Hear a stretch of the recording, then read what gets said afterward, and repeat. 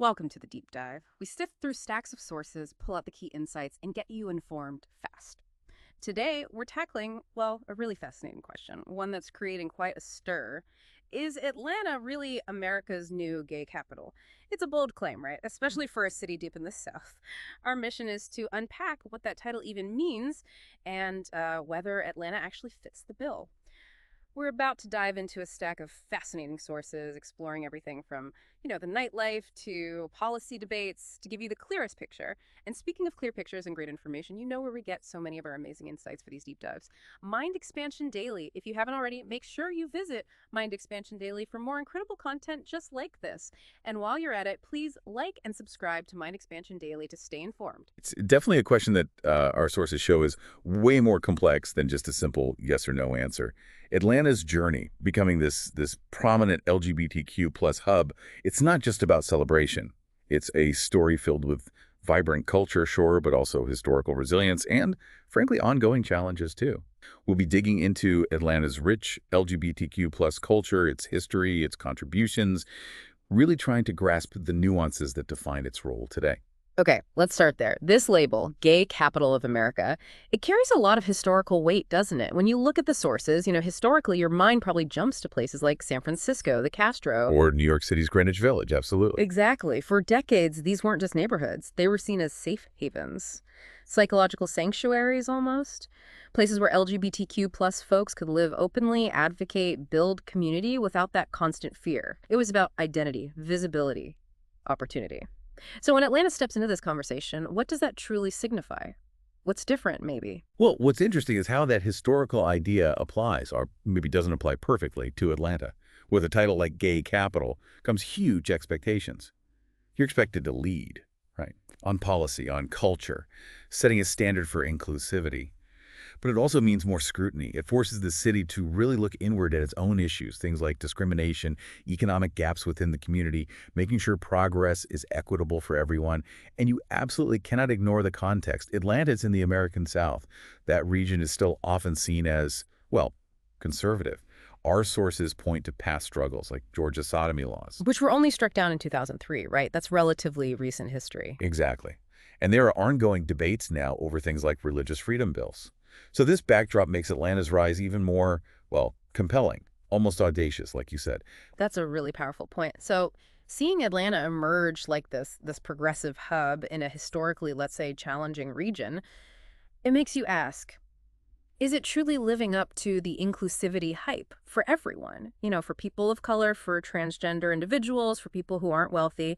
Is it maybe forging a new kind of model for what a gay capital could be? That's the critical question, I think, and something to keep in mind as we look deeper. Okay, let's shift gears a bit. Let's talk about the foundations of Atlanta's reputation, what our sources call its vibrant ecosystem. You really can't talk about Atlanta without mentioning its legendary nightlife. I mean, truly iconic spots. Sources highlight places like Blake's on the Park, that's been a gay bar since 1988. Wow, since '88, that's longevity. Right, and the Atlanta Eagle, a historic leather bar. These aren't just bars, they're community anchors. And then there's Midtown, the gayborhood, as it's often called, just packed with LGBTQ plus owned businesses, restaurants, shops. It creates this incredibly visible, thriving, queer heart right in the city. And that visibility, it flows right into the Atlanta Pride Festival. This isn't some small local event. Sources consistently show it's one of the biggest Pride events in the U.S. We're talking over 300,000 people coming out every October. 300,000? That's huge. It really is. It rivals San Francisco, Chicago, Yeah. puts Atlanta firmly on the national map for Pride.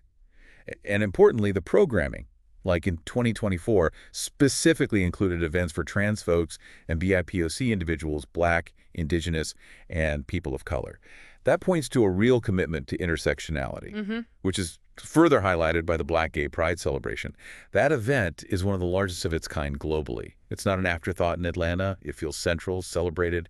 It acknowledges the unique experiences of Black and brown LGBTQ plus people. Interesting. And it seems like that commitment is woven deeper than just events and nightlife. I saw mentions in the sources of the Stonewall Center, named after the riots, obviously.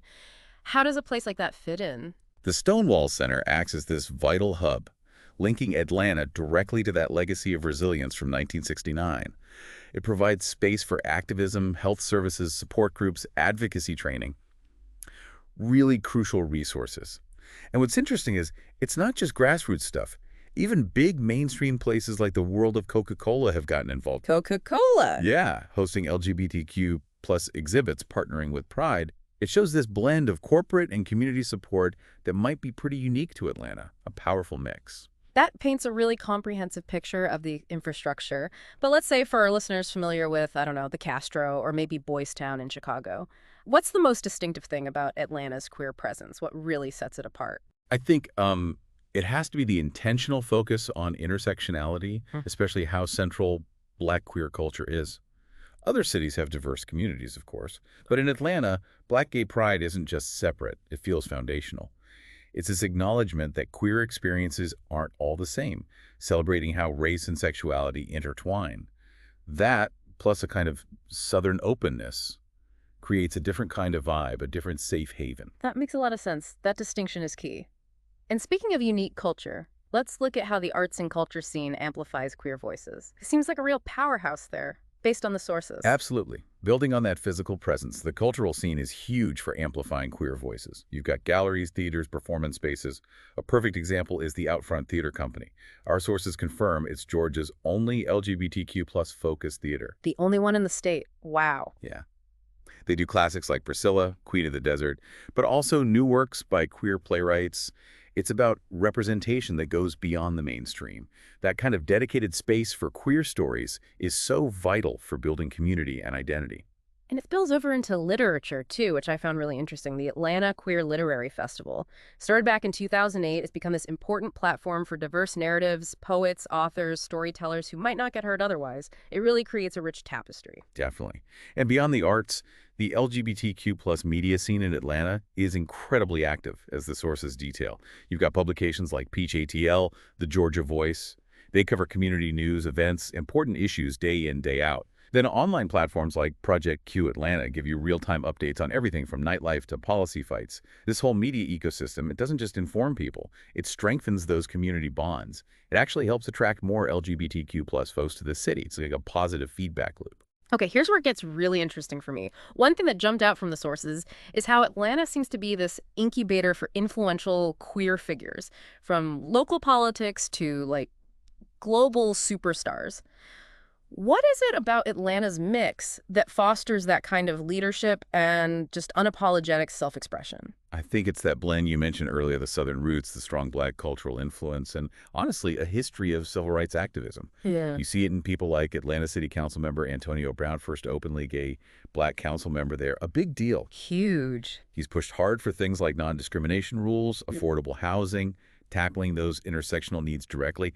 And then, yeah, you have global icons like RuPaul, an Atlanta native. I actually didn't know RuPaul was from Atlanta originally. Yep, and Lil Nas X, who exploded out of the city's music scene. Hmm. The way these figures mix their Southern background with being completely out and proud, Mm-hmm. it really reflects the city's whole vibe. It creates this unique cultural stop that goes worldwide. Okay, so we've painted this picture of progress, influence, vibrancy, but we have to talk about the challenges too. Atlanta isn't a utopia. Our sources are clear. Despite the progress, hate crimes are still a serious concern. That 2023 FBI report showed an 11.6% jump nationwide in anti-LGBTQ plus hate crimes. And Atlanta has definitely seen its share. Sadly, yes. I remember reading about the tragic murder of a Black transgender woman there in 2020. It sparked protests, highlighted just how vulnerable some parts of the community still are, especially trans folks and people of color. How do these incidents affect the narrative? They absolutely temper the celebration. It's a stark reminder that safety isn't guaranteed, even in a supposedly welcoming city.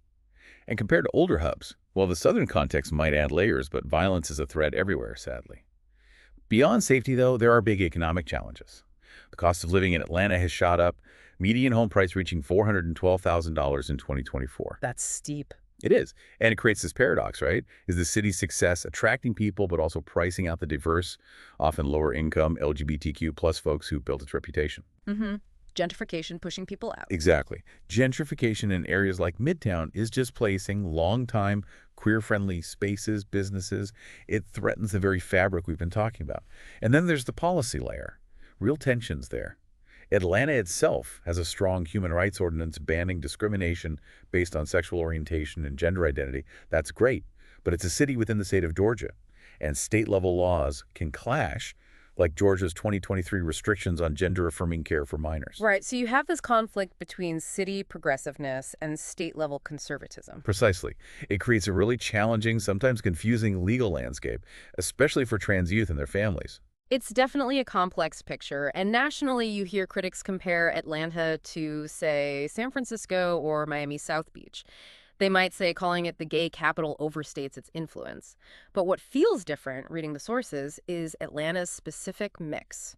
That Southern hospitality, the strong Black queer culture, and yeah, maybe still being a bit more affordable than those coastal giants. That seems to make it especially attractive for diverse communities who might feel overlooked or just plain priced out elsewhere. Okay, let's talk impact economic and social. Atlanta's LGBTQ plus community isn't just cultural, it's a huge economic engine, according to our sources. I saw one study estimating pride events alone generate something like $70 million a year. 70 million, yeah. That's a massive injection into tourism, hotels, restaurants, local It's businesses. the pink economy in action. And it goes beyond pride, right? There's a whole network of LGBTQ plus owned businesses. Absolutely. Bars, restaurants, tech companies, you name it. And organizations like the Atlanta Gay and Lesbian Chamber of Commerce actively support them. This economic power reinforces Atlanta's draw. You even see it in tourism numbers. Hartsfield-Jackson Airport reported a 15% jump in LGBTQ plus visa-focused tourism since 2019. People are choosing to visit and spend money there. And the social impact is just as important, maybe more so. There seems to be a genuine sense of belonging fostered there. Remember that Gallup poll from 2023? 71% of Atlanta residents see the city as welcoming to LGBTQ plus folks. Great. That's significantly higher than the national average of 58%. That's a big difference. It is. And community centers like the Rush Center embody that welcoming spirit. They offer a crucial services, mental health support, youth programs, advocacy, things people really need. And connecting back to what we said earlier, Atlanta's diversity is key. Roughly 49% Black, 5% Hispanic. That ensures the LGBTQ plus culture itself is intersectional.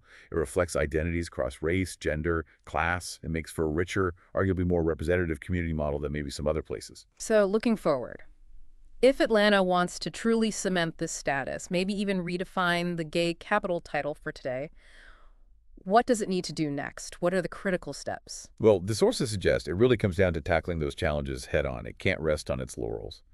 Strengthening protections, specifically for trans and BIPOC individuals through policy, but also things like community policing that's absolutely vital. And the economic piece, affordable housing initiatives, anti-gentrification measures.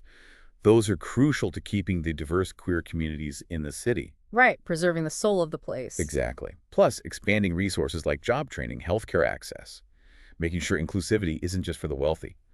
Atlanta's 2024 Pride theme, Harmony and Diversity, really speaks to that goal. And does it have potential to lead beyond its own borders on a national level? I think it absolutely does. Atlanta's kind of uniquely positioned, isn't it?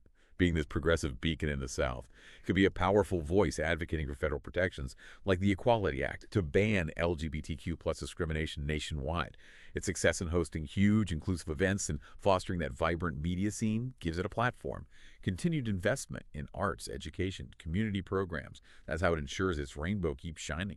So, wrapping this deep dive up, Atlanta definitely makes a compelling case. The nightlife, the massive pride events, the art scene, that commitment to inclusivity rooted in diversity. It's impressive, especially in a region often seen as conservative. But, as we've discussed, those challenges, hate crimes, economic pressures, tricky state politics, they're real. This title comes with big responsibilities. So what does this all mean for you listening right now? Does Atlanta truly deserve the title? Or maybe, is it busy redefining what a gay capital even means in the 21st century? Maybe something more focused on intersectionality with a distinct Southern flair. We challenge you. Leave a comment with your thoughts. Is Atlanta the new heart of queer America, or is it something else entirely? And please don't forget to like and subscribe to Mind Expansion Daily for more deep dives just like this one.